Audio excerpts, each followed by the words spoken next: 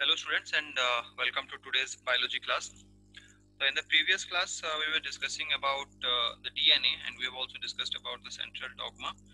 तो ये दोनों टॉपिक हम लोग प्रीवियस क्लास में डिस्कस कर चुके थे.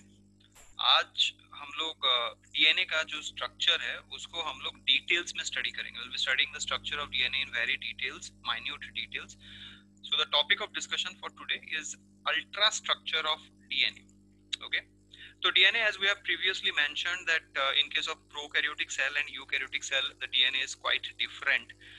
DNA arrangement in prokaryotic cell is in the form of a circular DNA. ठीक है. लेकिन जब आप यूकैरियोटिक सेल में देखेंगे तो वो एक लॉन्ग थ्रेड लाइक स्ट्रक्चर जिसको क्रोमाटिन बोला जाता है उस फॉर्म में रहता है. And during the cell division, it condenses to form chromosome. Okay. Now let us see what the structure of DNA looks like. DNA is made up of units called as deoxyribonucleotides. Now, previously also I have mentioned this कि आपका ये जो word है term है deoxyribonucleotide. This literally means that it is those kind of nucleotides which have deficiency of one oxygen. The letter D means without, oxy means oxygen. So one oxygen is deficient in the ribose sugar. तो ये जो ribose sugar होता है उसमें एक oxygen deficient होता है, that too in the second carbon. तो ये होता है the fundamental unit from which the DNA is formed. Each nucleotide consist of 3 components. तो हर एक न्यूक्लियोटाइड 3 अलग अलग कंपोनेंट्स से बना होता है. तो क्या होते हैं ये components?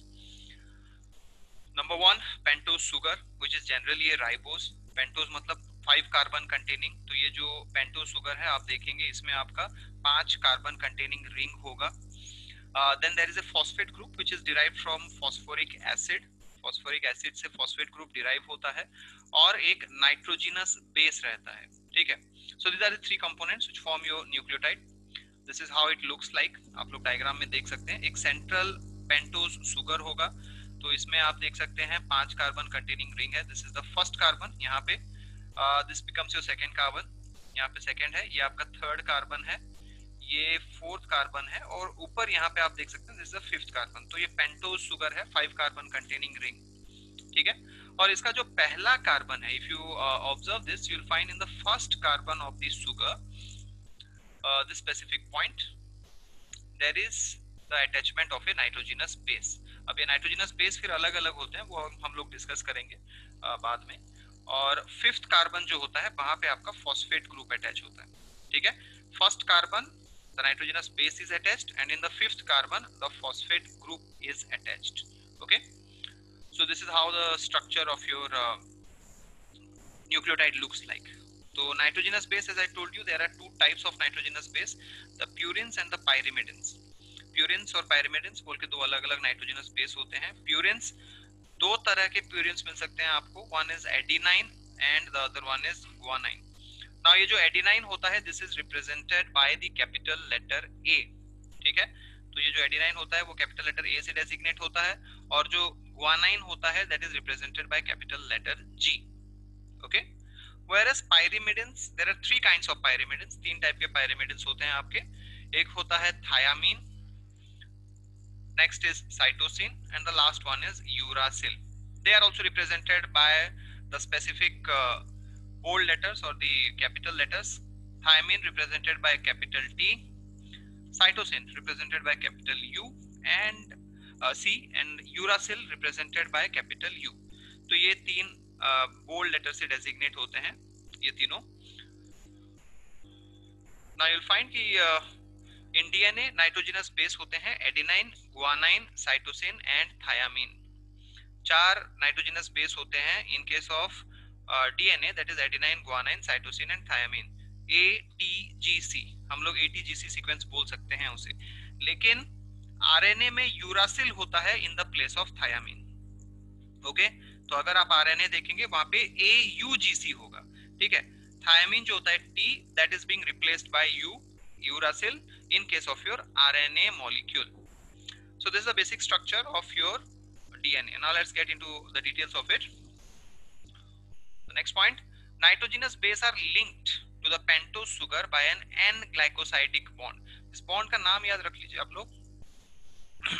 The N-glycosidic linkage links the nitrogenous base to the pentose sugar at the first carbon. ये हम लोग पहले भी डिस्कस किए हैं। आपका ये जो लिंकेज होता है वो फर्स्ट कार्बन पे अटैचमेंट होता है उसका, ठीक है। It is attached eight the first carbon. Adenine pairs with thiamine with 2 hydrogen bonds and guanine pairs with cytosine with 3 hydrogen bonds. Now this is a very important statement that we are talking about here. यहाँ पे ये pairing जो होता है, base pairing जो होता है, इसको आप याद रख लो। A pairs with T by 2 hydrogen bonds, adenine pairs with thiamine by 2 hydrogen bonds, and guanine pairs with cytosine by help of 3 hydrogen bonds. See students, do not get confused. आप लोग confuse मत होइए। कभी कभी double bond, triple bond word use होता है, in some books it might be mentioned, that is wrong, ठीक है। ये 2 हाइड्रोजन बॉन्ड्स हैं और ये 3 हाइड्रोजन बॉन्ड्स हैं। Remember they are not double bond और ट्रिपल बॉन्ड, बिकॉज आप जब डबल बॉन्ड ट्रिपल बॉन्ड बोल रहे हैं तो that will become covalent bond, but this are not covalent bond, this are hydrogen bonds. तो देखते हैं कैसे होता है इसका structure. Let us look at how the structure is. So this is how the structure will be. आप यहाँ पे देख सकते हैं, thiamine forms a bond with adenine but 2 hydrogen bond. यहाँ पे देखिए O और H के बीच में एक हाइड्रोजन बॉन्ड, यहाँ पे N और H के बीच में एक हाइड्रोजन बॉन्ड। नाउ ये होता है आपका N glycosidic bond, this one here. This is the first carbon of the sugar to the nitrogen of the nitrogenous base. तो ये हो गया आपका N glycosidic bond which is mentioned in your first point, okay? So you can see in this diagram the thiamine is attached to adenine by help of 2 hydrogen bonds. Similarly, अगर आप लोग guanine और cytosine को देखेंगे, guanine is attached to cytosine by 3 hydrogen bonds. Here 1 hydrogen bond between O and H, second hydrogen bond between H and N, third hydrogen bond between H and O. So ये जो होते हैं weak interactions होते हैं और यही structures हैं जो base pair formation करने में help करते हैं। So ये जो bonds होते हैं they help in formation of base pair. तो क्या क्या base pair बनते हैं? Adenine forms a base pair with thiamine, तो इसको एक बेस पेयर बोला जाएगा। अगर आप लोग डायग्रामेटिकली देखते हैं तो ये जो स्ट्रक्चर है यहाँ से लेके यहाँ तक, ये होता है एक base pair. You will come across this word very commonly in this chapter called as base pair. Base pair मतलब pair of 2 nitrogenous bases. Adenine pairs with thiamine, guanine pairs with cytosine। तो guanine cytosine का ये हो जाएगा एक base pair. तो अभी आपके सामने जो डायग्राम है, जो रिप्रेजेंटेशन है, we are observing 2 base pairs. One base pair thiamine adenine, second base pair guanine and cytosine, okay? तो इसको बेस पेयर बोला जाता है, pair of bases, nitrogenous bases, adenine, thiamine, guanine, cytosine. Remember, a purine will always form a base with a pyrimidine, and a pyrimidine will form a base with a purine. इसीलिए आप देखो adenine जो एक purine है, thiamidine, pyrimidine के साथ bond form कर रहा है। सिमिलरली guanine जो एक purine है, cytosine एक pyrimidine के साथ बेस फॉर्म कर रहा है। नेवर यू विल फाइंड कि 2 प्यूरिन एक साथ बेस फॉर्म करते हैं या फिर 2 pyrimidine एक साथ बेस फॉर्म करते हैं। सो दैट इज स्पेसिफिक, ये स्पेसिफिक रहता है, इसको आप लोग याद रख लीजिए, ठीक है। These hydrogen bonds hold the 2 strands. ये जो हाइड्रोजन बॉन्ड्स होते हैं यही डीएनए के 2 स्ट्रैंड्स को होल्ड करके रखते हैं। इसका हम लोग नेक्स्ट डायग्राम में देखेंगे इसका structure. The consecutive nucleotides in a DNA strand are held together by phosphodiester bond. जो एक एक न्यूक्लियोटाइड होता है एक दूसरे के बीच में, nucleotides are held together by phosphodiester bond. तो यहाँ पे जो डायग्राम है इसमें हम लोग देखते हैं कहाँ पे आपको फॉस्फोडाइएस्टर बॉन्ड मिलेगा। Just erase the rest of it. So here you can see this kind of a bond. ये हो गया सुगर ऑफ thiamine, ये हो गया सुगर ऑफ guanine। और guanine का 5th कार्बन जो है यहाँ पे, उससे आपका फॉस्फेट ग्रुप अटैच्ड है। यही phosphate group 3rd carbon of next sugar के साथ एक बॉन्ड फॉर्म करेगा। सो 5th carbon of guanine phosphate group is attached. This phosphate group forms a bond with the 3rd carbon of the sugar of thiamine. तो यहाँ पे ये जो bonding हो रहा है इसको बोला जाता है phosphodiester bond, because phosphorus plays an important role in the formation of this bond. तो इसको हम लोग फॉस्फोडाइएस्टर, 2 ईस्टर बॉन्ड्स होते हैं, एक guanine के सुगर के साथ तो दूसरा thiamine के सुगर के साथ, तो इसलिए फॉस्फोडाइएस्टर बॉन्ड्स। यहाँ पे भी सिमिलरली आप देख सकते हैं, this is a phosphodiester bond. तो जो consecutive nucleotides होते हैं, they are attached together by phosphodiester bonds. Now there is a rule called as Chargaff's rule.